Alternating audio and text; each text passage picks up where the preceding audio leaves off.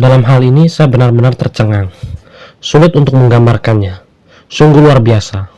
Kami akan membahas kisah seorang ibu yang berjuang keras untuk membangun kembali hidupnya saat dia bertemu dengan orang yang salah. Dia benar-benar percaya kepada mereka, seorang asing yang mengaku ingin membantunya, dan akhirnya berakhir dalam situasi yang mereka sebut dengan trouble. Cara semua ini terkuak sungguh mengejutkan dan sangat menyakitkan. Seperti apa kisahnya? Ini dia kisah dari Mary Carson. Kami akan membahas tentang kematian Mary Carson. Nah, kasus ini biasanya menjadi misteri yang tak terpecahkan. Pelakunya menurut saya bisa saja lolos begitu saja. Butuh beberapa tahun untuk menangkapnya. Tapi syukurlah mereka akhirnya berhasil ketangkap juga. Mary pantas mendapatkan kehidupan yang jauh lebih baik dari apa yang dia dapatkan di akhir hidupnya. Dan saya memiliki banyak pemikiran tentang hal ini. Jadi saya ingin langsung masuk ke inti permasalahannya saja tanpa membuang waktu karena masih banyak yang harus dibahas juga di dalam cerita ini. Seperti apa kisahnya? Ini dia. Mary Jane Carson lahir pada tanggal 7 Oktober 1974 di Filipina. Dari seorang ibu tunggal, tetapi dia dibesarkan oleh seorang pria Amerika yang akhirnya membesarkannya di Amerika Serikat bersama anak-anaknya di suatu tempat penitipan. Sejak saat itu, Mary menjalin ikatan yang sangat kuat dengan salah satu anak-anak yang di situ, yaitu bernama Esta. Di dalam hati mereka, kedua gadis itu selalu merasa seperti saudara. Dan saya yakin banyak dari kamu pasti merasa kedekatan dengan seseorang mungkin hanya sebatas teman hingga Anda merasa seperti saudara perempuannya sendiri. Dan itulah yang mereka rasakan, namun ternyata mereka benar-benar seperti saudara sendiri. Padahal mereka hanya sebatas saudara tiri. Setelah Mary tinggal bersama mereka selama beberapa tahun, ayah mereka mengungkapkan bahwa dia sebenarnya adalah ayah kandung Mary juga. Mereka sangat gembira mendengarnya. Saya tidak yakin mengapa hal itu disembunyikan. Maksud saya setiap orang punya alasan sendiri. Namun begitu mereka mengetahui dan hal itu dipastikan, perasaan yang selama ini mereka miliki bahwa mereka bagaimana saudara perempuan ternyata benar adanya. Hal ini sangat berarti bagi mereka, dan tentu saja mengetahui hal ini membuat ikatan mereka semakin dekat. Bahkan mereka begitu dekat sehingga ketika mereka dewasa mereka akhirnya pindah ke apartemen bersama yang berada di belakang bar karaoke di kota yang sama. Ini merupakan keuntungan bagi mereka. Karena itu salah satu hal yang harus Anda ketahui tentang Mary, dia suka karaoke. Dan saya sangat senang mempelajari karena menurut saya karaoke sangat menyenangkan, ucap Mary. Saya merasa belum pernah melakukannya seumur hidup, tetapi kelihatannya itu memang seru. Dia dan saudara perempuannya adalah pelanggan tetap di bar karaoke itu. Mereka senang menghabiskan malam dengan bernyanyi bersama dan menciptakan banyak kenangan seumur hidup mereka. Esta mengatakan bahwa saudara perempuannya adalah seorang yang secara alami memiliki daya tarik tersendiri, dan kebanyakan orang tidak dapat menahan diri untuk tidak tertarik padanya. Dia tidak hanya penuh dengan kehidupan, dia adalah kehidupan itu sendiri. Dia adalah salah satu dari orang-orang yang selalu mengutamakan orang lain daripada dirinya sendiri dan benar-benar berusaha untuk mengangkat semangat orang-orang di sekitarnya. Salah satu cara yang dilakukan adalah dengan terus-menerus menunjukkan keindahan kepada orang lain. Saudara perempuannya mengatakan kalau Mary selalu mengenakan pakaian berwarna merah muda, yang merupakan warna favoritnya, dan senang menggunakannya kata indah untuk menggambarkan orang lain.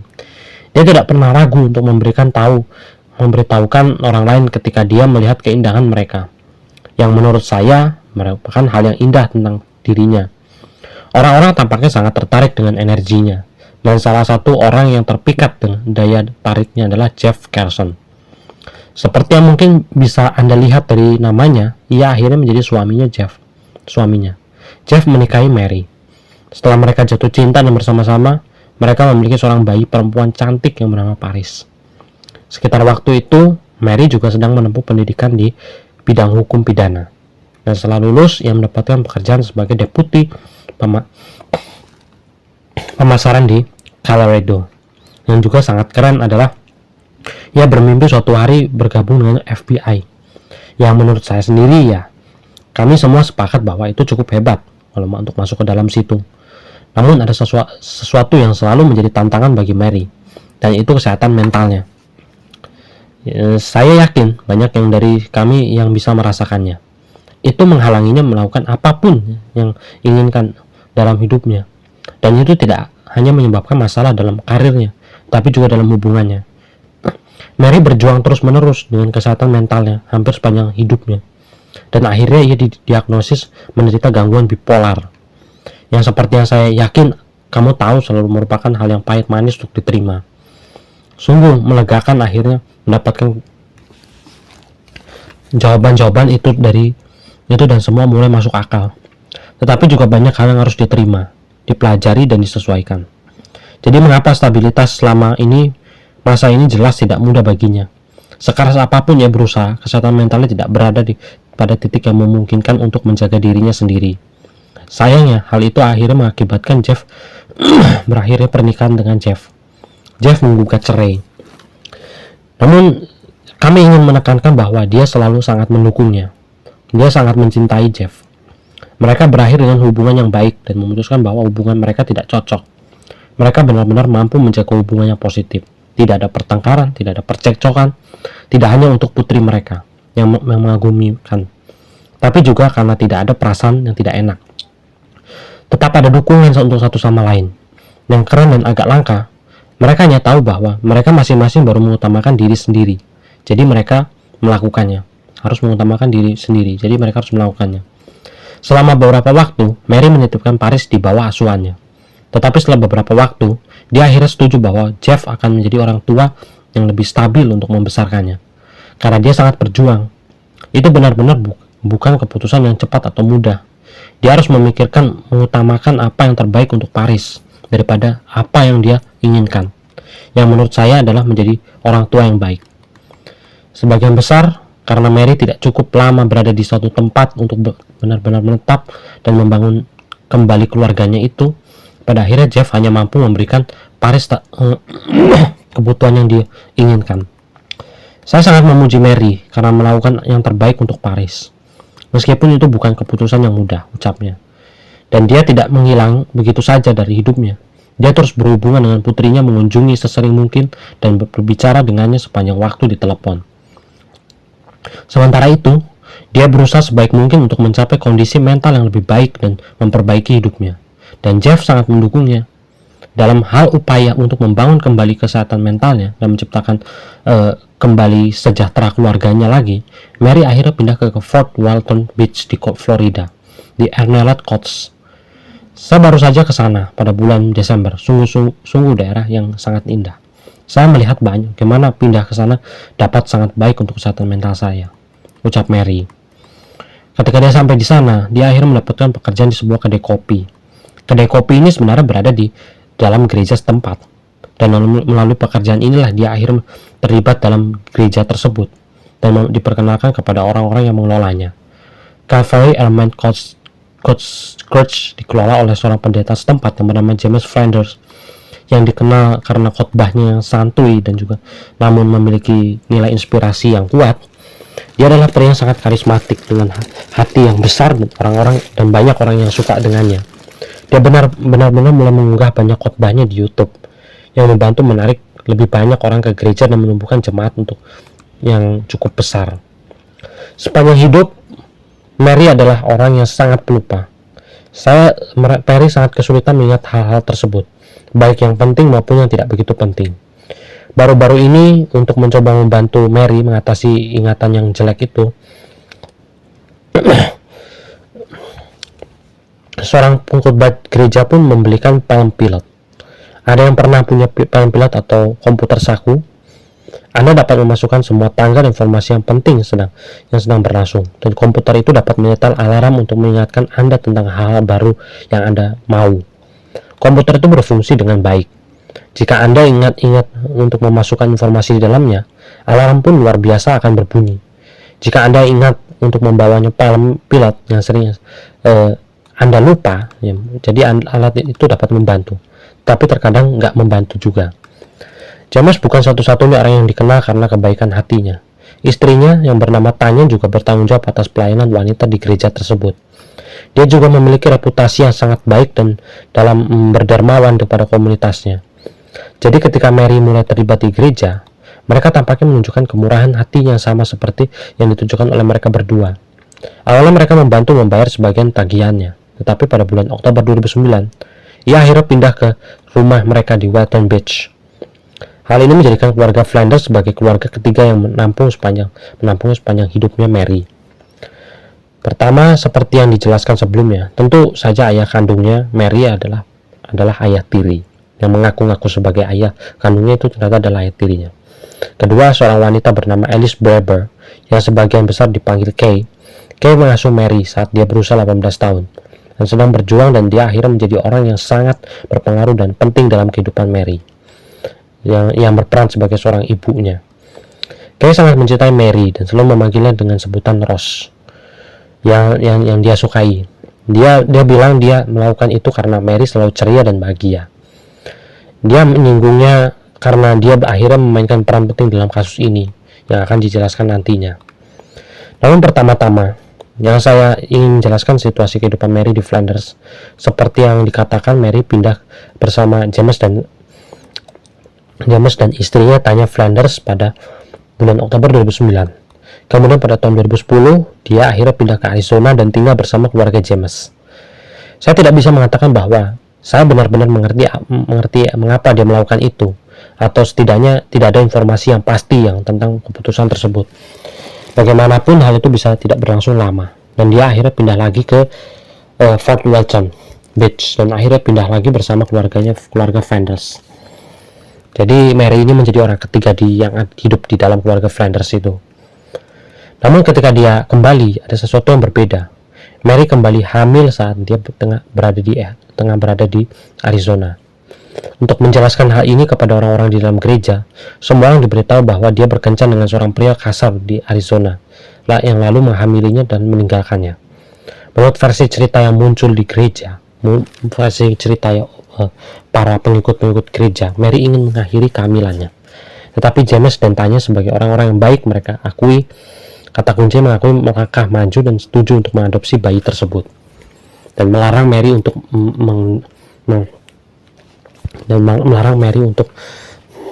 mengaborsikan bayinya itu, dan lebih dipilih untuk bayinya itu diasuh oleh pihak gereja.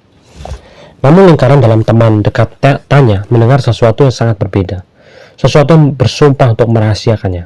Mereka mendengar bahwa Mary sebenarnya bertindak sebagai ibu pengganti bagi keluarga Flanders, karena mereka telah berjuang melawan kemandulannya itu. Jadi keluarga Flanders memang nggak punya anak sih, dengan banyak keguguran, dan itu tidak dapat memiliki anak sendiri.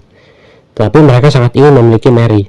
Mereka diberi tahu cukup baik untuk membantu untuk mereka.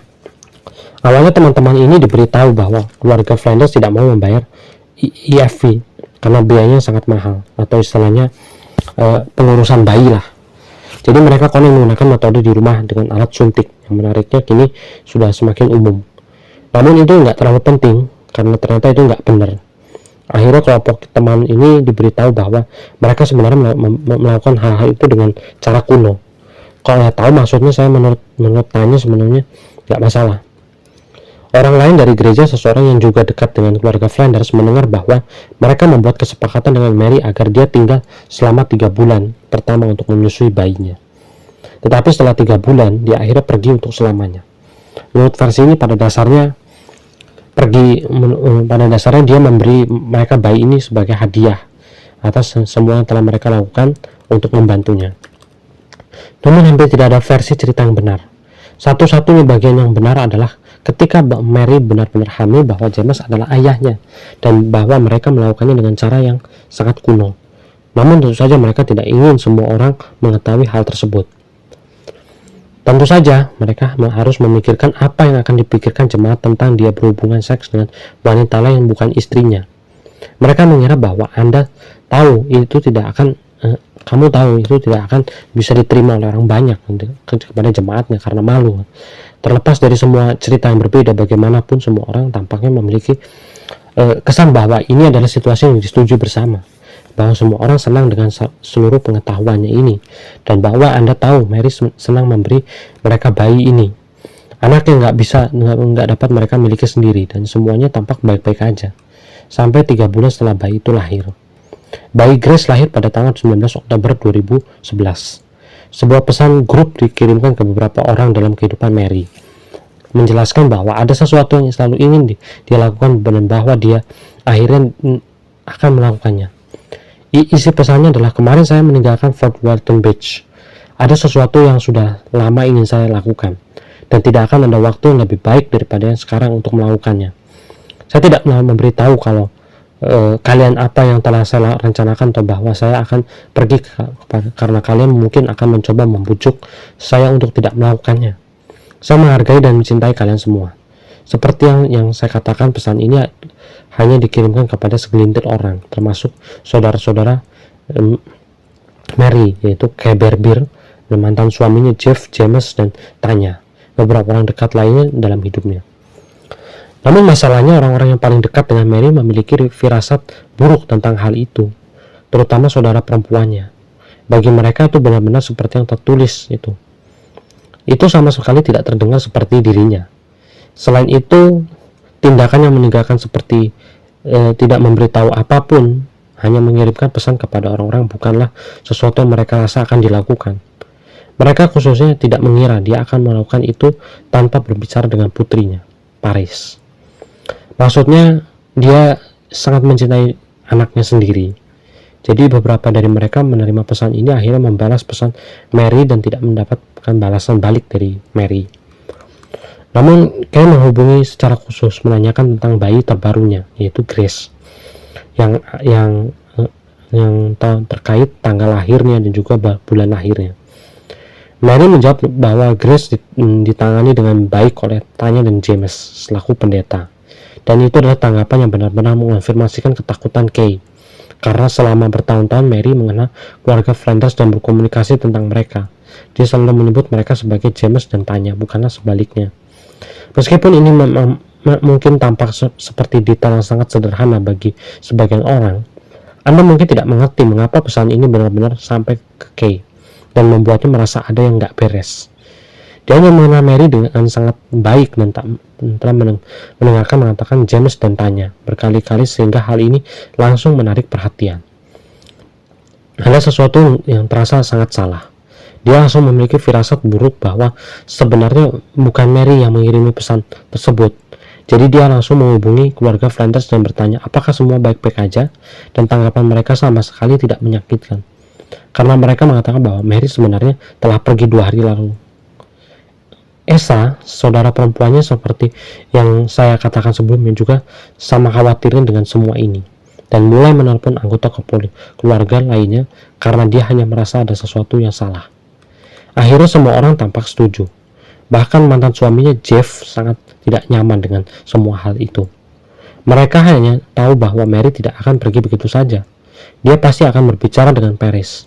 Dia tidak akan hanya mengirim pesan ini tanpa detail apapun. Dan tentu saja tidak ada yang menanggapi.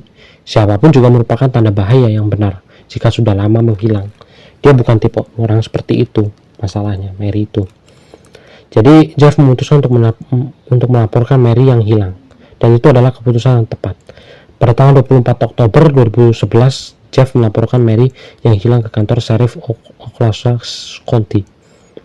Mereka langsung membuka kasus orang hilang. Ia mengatakan hal ini benar-benar mengejutkan. Mengingat Mary adalah orang dewasa dan memiliki hak untuk pergi begitu saja. Menanggapinya jika ia mau, tetapi Departemen Kepolisian benar-benar menanggapinya dengan serius. Ia bahkan sangat jujur kepada mereka, memberitahu kalau Mary terkadang pergi selama beberapa hari. Namun ia mengklarifikasikan bahwa Mary tidak pernah melakukan itu tanpa berbicara dengan Paris terlebih dahulu, dan ia tidak pernah benar-benar diam seperti ini. Akhirnya para detektif pun setuju untuk membawa kasus ini ke dalam kasus terberat, yang terutama kasus orang hilang. Dan menanggapi hal tersebut, terutama ketika mereka memiliki riwayat penyakit mental, Anda harus tahu, pergi begitu saja mereka semua benar-benar terkejut dengan senang, bahwa mereka langsung dianggap serius sejak awal. Dan yang keren adalah salah satu seorang detektif menangani kasus itu adalah seorang ibu yang baru saja melahirkan ketika Mary pertama kali menghilang. Dia kemudian ikut menangani kasus itu, tapi akhirnya menjadi bagian penting dalam penyelesaian kasus ini. Dia mengatakan bahwa hal itu sangat menonjolkan baginya karena dia baru saja memiliki bayi dan dia tidak percaya karena pada Mary akan pergi begitu saja ketika dia masih menjadi ibu baru. Jadi mereka langsung bekerja dan salah satu hal pertama yang mereka pelajari adalah tentang hubungan Mary yang menarik dengan keluarga Flanders. Esa adalah orang memberitahu detektif tentang perceraian saudara perempuannya itu. Bagaimana dia kehilangan pekerjaan dan bagaimana dia bisa akhirnya tinggal bersama James dan tanya di Florida. Dia kemudian menjelaskan bahwa dia tidak tahu banyak tentang kehamilannya saudara perempuannya itu. Karena dia telah belajar dari saudara perempuannya itu untuk tidak mengorek informasi. Dia akhirnya beranggapan kalau Mary akhirnya menceritakan lebih banyak tentang hal ini kepadanya ketika dia sudah siap untuk melarikan diri. Jadi dia tidak begitu yakin apa yang maksud dari semua itu. Namun jelas saat itu tidak pernah tiba-tiba dia menghilang seperti yang harus dia katakan dulu. Dan sebenarnya tidak tahu saat itu siapa ayah bayinya itu. Seperti yang bisa Anda bayangkan, salah satu hal pertama yang ingin diketahui para detektif adalah siapa ayah bayi itu. Jadi di awal penyelidikan mereka memutuskan untuk mengunjungi keluarga Flanders. Pada tanggal 27 Oktober, James memberikan satu-satunya pernyataan kepada pihak berwenang dan berbicara tentang bagaimana Mary hadir dalam kehidupan mereka. Yang sudah saya jelaskan. Menurut James terjadi percakapan di antara mereka bertiga, yang karena satu dan yang lain membuat Mary setuju untuk menjadi ibu pengganti bagi anak mereka dan tanya. Dan seperti yang sudah dijelaskan sebelumnya, dan juga memberitahu bahwa para penyelidik karena keterbatasan biaya dan biaya IVF yang sangat mahal, mereka memutuskan untuk melakukan hal-hal dengan cara tradisional. Dia menjelaskan bahwa ketika Mary tinggal bersama keluarganya di Arizona, dia dan Tanya mengunjunginya dan di sanalah semua terjadi. Dia menjelaskan bahwa dia dan Mary melakukan hubungan intim. Tanya ada di sana, sangat menyetujui semuanya itu. Sebagai saksi mata, Tanya setuju. Namun yang mengatakan mereka hanya melakukan hubungan itu hanya sekali, dan pada saat itu satu-satunya Mary akhirnya hamil. Sekali lagi ini hanya menurut mereka saja. Jadi begitu mereka mengetahui bahwa Mary hamil, mereka memindahkan kembali ke Florida untuk tinggal bersama mereka. Menurut James, alasan mereka ingin Mary kembali ke Florida untuk mengawasi karena Tanya khawatir Mary akan memutuskan mengakhiri kehamilannya itu dengan cara diaborsi. Tanya mendengar bahwa Mary sedang memikirkannya, merasa gugup dan jelas ingin sedekat mungkin dengannya untuk membahas semua kekhawatiran itu. Beberapa bulan berikutnya setelah itu sama seperti yang saya katakan sebelumnya. Mary tinggal di Florida bersama mereka dan mereka membantu merawat dan orang-orang di gereja mendengarkan berbagai berita tentang kehamilan itu.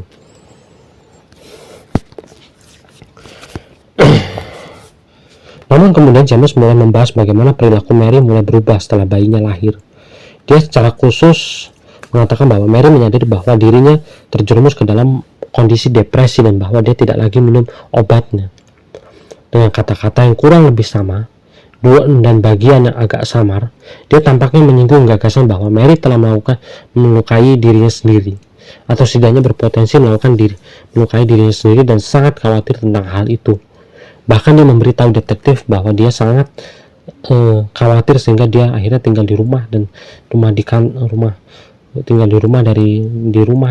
kantor pada tanggal 17 Oktober untuk mengawasinya.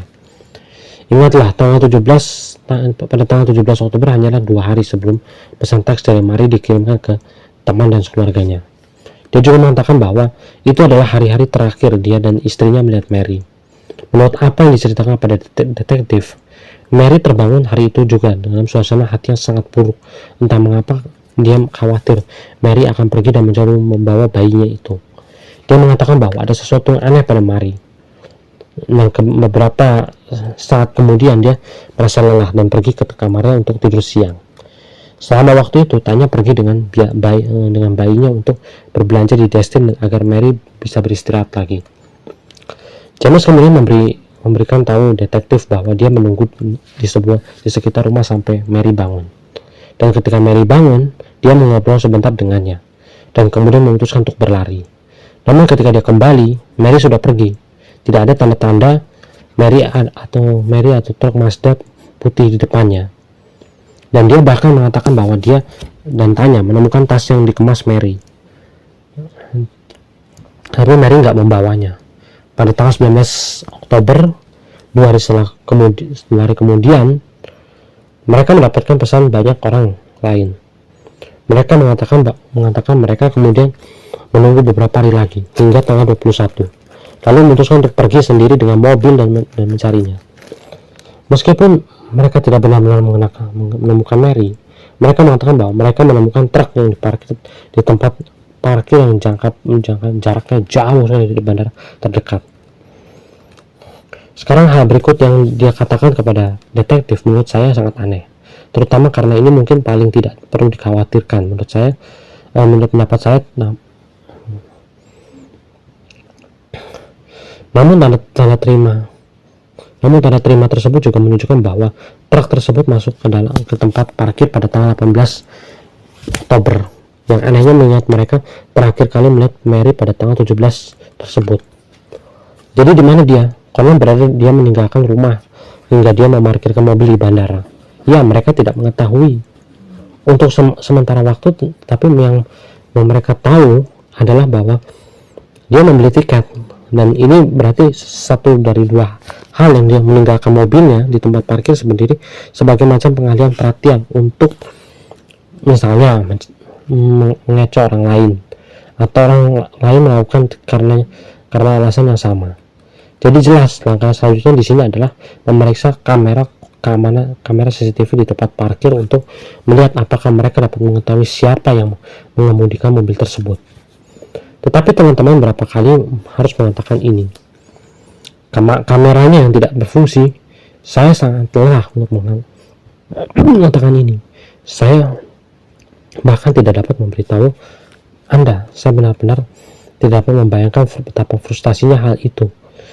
Dan bagi saya seorang detektif, karena hal itu benar-benar membuat saya marah dan sebagai seseorang yang baru saja menyelidiki kasus-kasus ini, tetapi yang kami selalu mendengarkan kamera tidak berfungsi.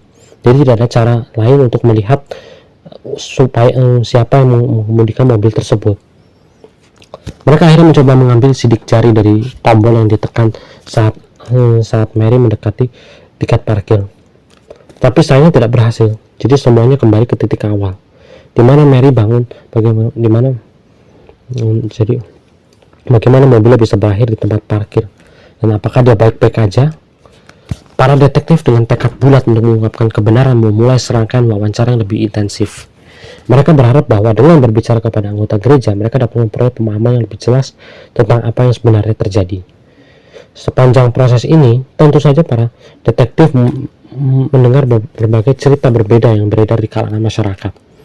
Orang-orang mengenal kehamilan dan hubungan rumit antara Mary, Tanya, dan James.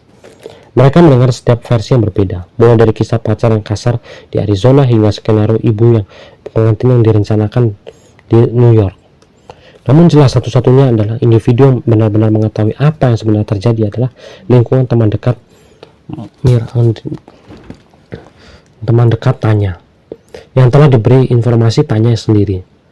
Namun ketika para wanita dalam lingkaran ini diinterogasi, mereka tampaknya menyembunyikan banyak hal yang pastinya membuat para penyidik merasa frustasi. Dan tentu saja mereka tidak dapat berbuat banyak. Mereka tidak bisa memaksa orang lain untuk bersikap transparan tentang apa yang mereka ketahui.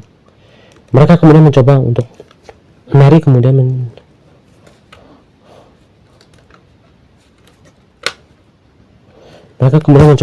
mengajak keluarga Flanders untuk berdiskusi lagi guna mencernihkan beberapa hal. Tetapi kali ini hanya Tanya yang hadir. Dalam percakapan para detektif, dia menegaskan apa yang sebelumnya disampaikan oleh James, bahwa mereka melakukan segalanya dengan cara tradisional. Dia juga menambahkan beberapa rincian tentang James dan Mary yang mengonsumsi sake sebelum berhubungan intim. Dan seperti yang telah saya sebutkan sebelumnya, bahwa dia berada di ruangan bersama mereka saat kejadian tersebut. Namun kemudian mengungkapkan sesuatu yang menunjukkan belum pernah didengar oleh para penyelidik tentang dan tampaknya tidak diketahui orang lain, yaitu bahwa Mary bukan hanya sekadar ibu pengganti, tetapi dia adalah seorang istri dari saudara perempuan mereka.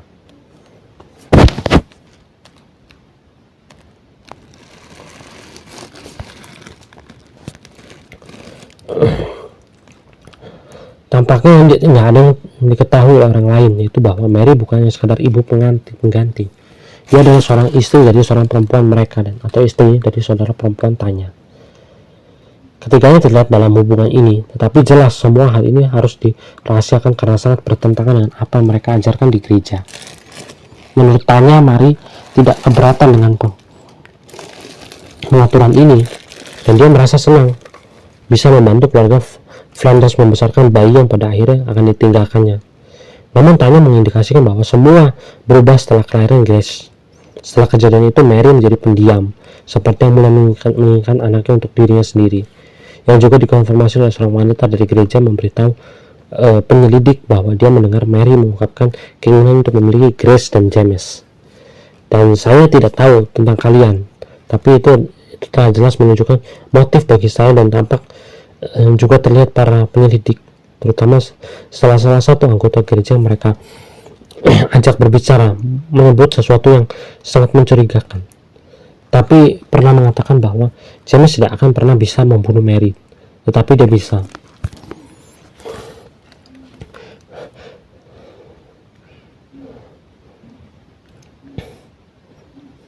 Mereka menemukan bahwa dimanapun telepon Mary berada pada hari-hari setelah dia menghilang, telepon James berdiri dan menara telepon seluler yang sama dari menara telepon seluler yang sama, yang berarti telepon mereka bersama setelah dia mengatakan tidak ada lagi berhubungan dengan Mary. Maksud kami dan inilah yang terjadi lebih dari satu kali. Sekedar pengingat, terakhir kali James mengatakan dia melihat Mary ada pada tanggal 17 Oktober. Dan pada tanggal 18 Oktober, hari yang sama, truk Mary dibawa ke tempat parkir bandara. Telepon James berdering dari menara telepon seluler beberapa menit setelah mobil diparkir di sana. Jadi itu hanya salah satu yang tidak sesuai dengan ceritanya. Lalu ada hal lain. Sehari kemudian, pada tanggal 19, kedua ponsel mereka berdering dan mereka menara seluler yang sama dekat dengan rumah keluarga Flanders. Ketika Mary juga diduga mengirimkan pesan grup teks itu. Namun menurut cerita James, dia telah pergi 2 hari sebelum kejadian ini terjadi. Bagaimana ponselnya bisa kembali ke rumah kalau nggak ada yang bawa? Jelas ada yang tidak beres di sini. Kemudian kesadaran menjadi lebih aneh karena detektif akhirnya menemukan permintaan penyelidikan plat nomor dari seorang polisi yang menemukan truk Mary pada tanggal 17 Oktober. Hari ketika dia menghilang. Dalam laporan ini, polisi tersebut menyatakan bahwa sebuah truk Mazda yang penuh diparkir di sebuah pom bensin Chevron dan tampaknya telah ditinggalkan begitu saja. Polisi memeriksa plat nomor dan melihat bahwa truk itu terdaftar atas nama Mary Carlson. Tapi pada saat itu polisi tidak punya alasan untuk melakukan apapun tentang hal itu. Namun sekarang, setelah Mary menghilang, ini adalah informasi yang sangat penting.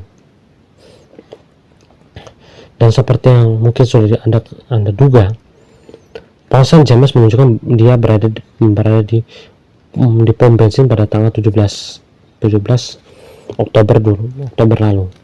1 jam setelah dia mengatakan Mary, dia mengatakan tidak pernah melihat Mary lagi. Ponsel yang menunjukkan dia berada di seberang jalan dari truk Mary yang ditinggalkan kebetulan saya rasa enggak. Setelah Mary mengetahui hal itu, detektif mengembangkan teori baru, yaitu bahwa mungkin James telah membunuhnya dan menghabisinya dan telah memarkirkan mobil dan meninggalkan mobil itu di suatu tempat yang menurutnya mungkin dicuri orang. Dan kemudian ketika mobil itu tidak dicuri, dia memutuskan untuk memindahkan ke tempat parkir bandara agar tampak seolah-olah Mary pergi begitu saja atas kemauan sendiri. Dan ketika James mengatakan mereka mulai percaya bahwa James mungkin telah menghabisi Mary, itu berdasarkan rekaman HP Data tersebut membuktikan bahwa Tanya sebenarnya sedang berbelanja di Destin bersama bayinya dan tidak berada di dekat mereka berdua pada tanggal 17 lalu. Mereka percaya bahwa Mary mungkin telah dihabisi. Namun tentu saja tentu saja meskipun informasi ini tampak memberatkan dan meskipun teorinya masuk akal, itu jelas tidak cukup untuk membuktikan penghabisan. Jadi mereka akhirnya menghubungi keluarga Flanders dan ingin menanyakan mereka tentang informasi baru ini. Dan mereka melarikan diri pada tanggal 28 Januari 2012. Detektif mengetahui bahwa sebuah truk sewaan diparkir di luar rumah keluarga Flanders, bahwa mereka berencana untuk berkemas dan pindah ke Arizona keesokan paginya. Namun setelah mendapatkan telepon dari detektif yang mengatakan bahwa mereka ingin berbicara dengan James dan Tanya dan juga beserta bayi Grace pada tengah malam. Dan saya rasa saya tidak perlu menjelaskan mengapa ini mencurigakan, tapi sebenarnya keadaan semakin memburuk. Menurut seorang pria bernama Jason Anderson yang merupakan pendeta muda di gereja tersebut, ada beberapa informasi penting untuk menurutnya perlu diketahui detektif. Hanya beberapa hari setelah keluarga Flanders melarikan diri, Jason datang ke kantor polisi dan menceritakan bahwa sesuatu yang mengejutkan. Cerita menarik menurut James telah berbicara dengan anggota gereja lain dan meminta bantuan untuk meninggalkan negara itu. Tanda bahaya besar, dia tidak mengatakan secara pasti dia harus pergi. Yang dia katakan hanyalah bahwa itu buruk, itu jelek. Pria ini kemudian memberitahu detektif bahwa James tampak ingin menghabisi nyawanya sendiri. Baginya, jadi dia akhirnya menyuruh dirawat di rumah sakit jiwa selama 10 hari. Selama ini yang terjadi hanya beberapa hari setelah detektif datang mengetuk pintu mereka, menanyakan tentang Mary yang merupakan waktu yang cukup menarik untuk tiba-tiba mengalami gangguan mental. Dan Jason juga menceritakan bahwa tepat sebelum James dan Tanya melarikan diri, sebuah pertemuan diadakan di gereja tempat beberapa informasi yang cukup mengganggu terungkap dalam pertemuan itu. James mengaku menjalin hubungan poligami dengan kedua wanita itu dan mengatakan bahwa Mary lebih dari sekedarnya pengganti baginya. Namun pada hari Mary menghilang, James mengatakan bahwa mereka berdua terlihat pertengkaran fisik yang meninggalkan banyak goresan di sekitar sekujur tubuhnya.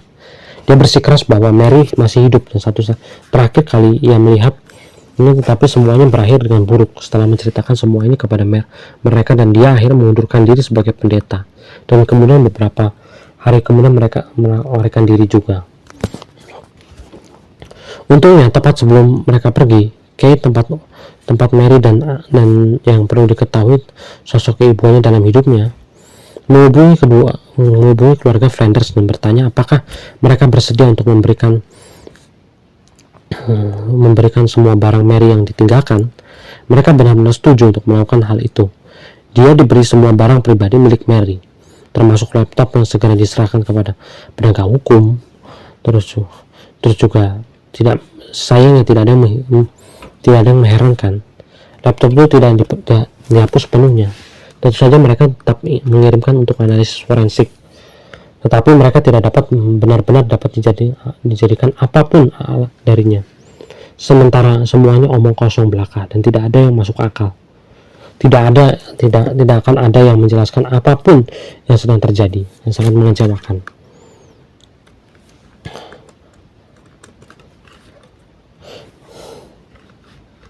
Namun secerca harapan muncul di Cakrawala pada bulan April 2012, ketika sebuah informasi penting tiba mengubah segalanya.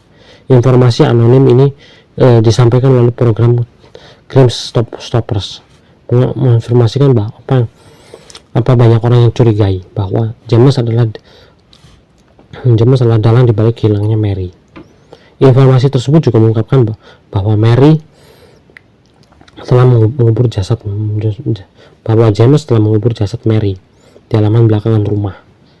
memberi dasar kuat bagi peran aktif detektif untuk melakukan pencarian menyeluruh.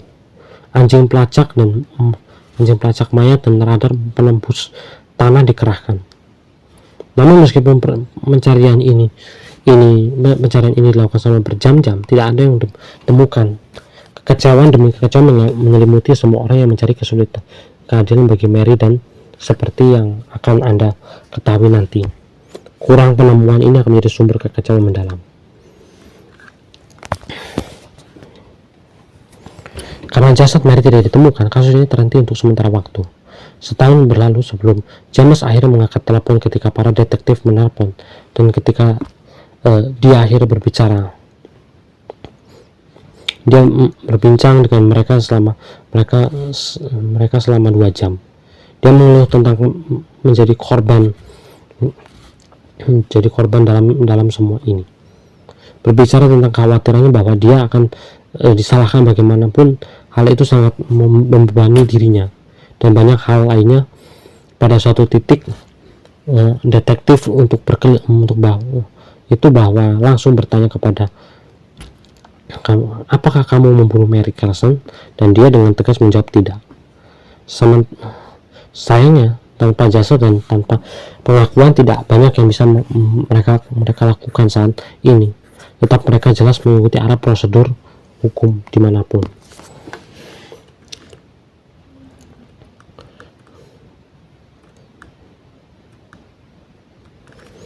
Pada tanggal 5 Mei 2015, James Flanders ditangkap dan didakwa pembunuhan tingkat 2. Namun ada sedikit kendala.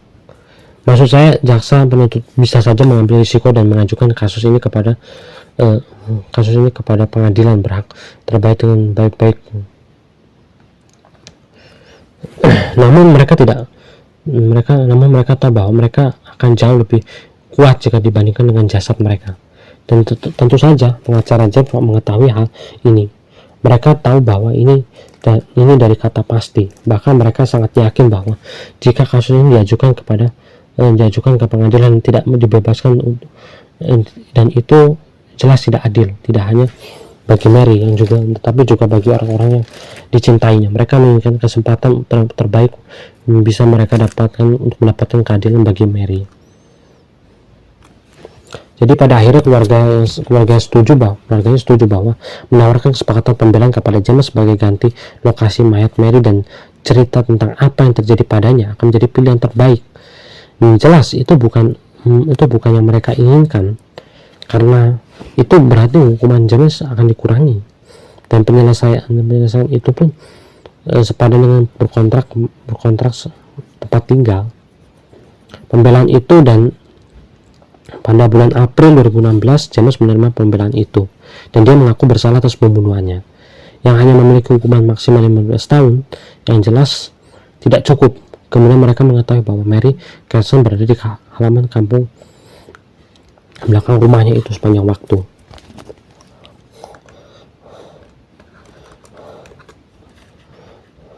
James memberitahu para penyelidik bahwa pada tanggal 17 Oktober Mary pada dasarnya marah padanya setelah dia mengatakan kepadanya bahwa dia perlu dirawat di rumah sakit karena depresinya.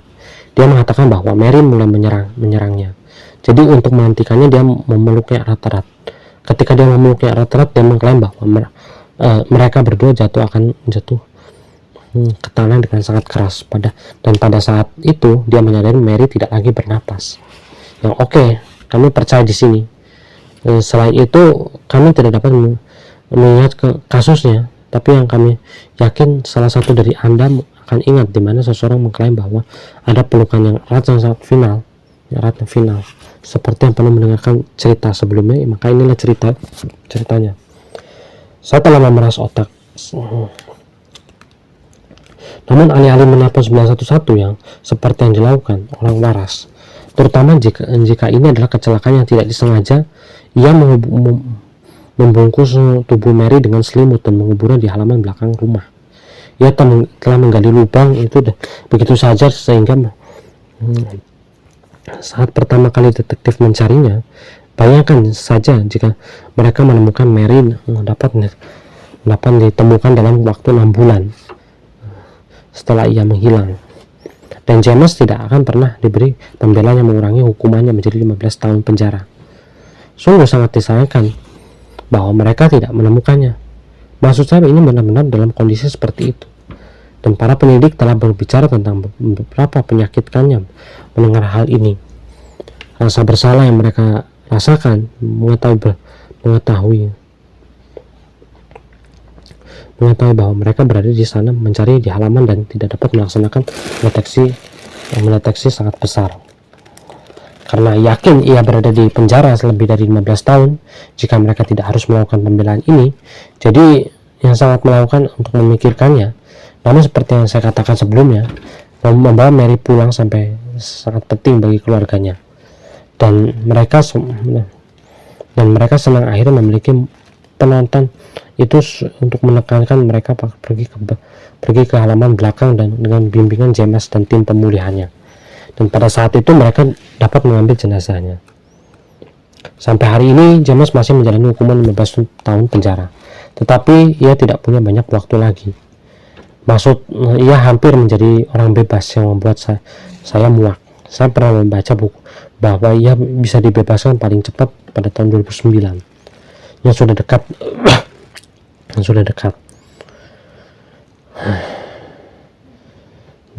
Jadi kami berbicara tentang 4 tahun lebih sedikit ia sampai bebas terkaitannya, karena saya yakin kalian bertanya-tanya apakah dia terlibat dalam hal ini. Tidak pernah cukup bukti untuk membuktikan bahwa dia terlibat dalam pembunuhan Mers dalam menghabisi Mary. Saya tahu bahwa para penyidik memiliki perasaan tertentu terhadap tanya dan mereka pasti mempertanyakan saya pribadi.